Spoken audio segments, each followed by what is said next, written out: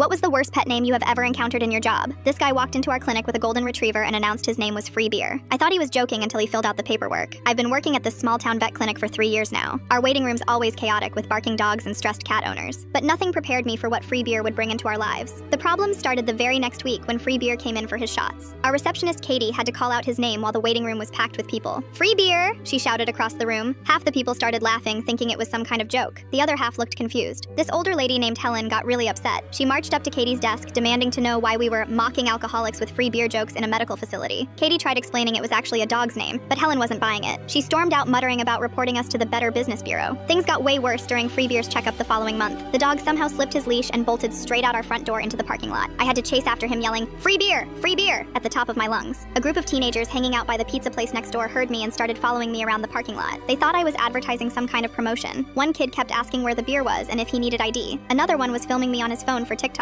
Then this cop pulled up thinking there was some kind of disturbance. He rolls down his window and goes, "Son, what exactly are you yelling about?" I'm standing there out of breath holding this golden retriever trying to explain that Free Beer is a dog's name. The cop just stared at me for like 10 seconds before shaking his head and driving away. But the absolute worst moment happened 2 months later when Free Beer needed emergency surgery. He'd swallowed a tennis ball and it was stuck in his intestines. The surgery went fine, took about 2 hours to get that ball out. When the owner came to pick him up, he walks up to Katie's desk and loudly announces, "I'm here for free beer." There was a line of people waiting to pay their bills, and they all turned around staring at him. One guy immediately got angry thinking we were running some kind of scam. "Where's my free beer then?" this customer demanded. "I've been waiting here 20 minutes and nobody offered me anything." Another lady asked if she needed to show ID to get her free beer. Katie tried explaining again that Free Beer was a dog, but nobody believed her. The situation got so bad that people started leaving negative reviews online. Someone wrote, "False advertising, went to pay my vet bill and they promised free beer but didn't deliver." Another review said, "Unprofessional staff making jokes about alcohol in front of children." Our clinic manager, Dr. Richards, had to put up a sign on the front door that said, "No, we do not serve beer. Free Beer is a dog." Even with the sign, people would still come in asking about it. The final straw was when Free Beer came in for his annual checkup last month. As soon as Katie called his name, this woman started recording on her phone thinking she was about to expose some kind of fraud. When she realized it really was just a dog's name, she got embarrassed and left. I pulled the owner aside after the appointment and basically begged him to consider changing the name. I explained all the problems it was causing, the confused customers, the bad reviews, everything. He just laughed and said, "That's exactly why I named him that. Perfect conversation starter." For him, it might be a conversation starter, but for us, it's become a nightmare every single time we see Free Beer on the schedule.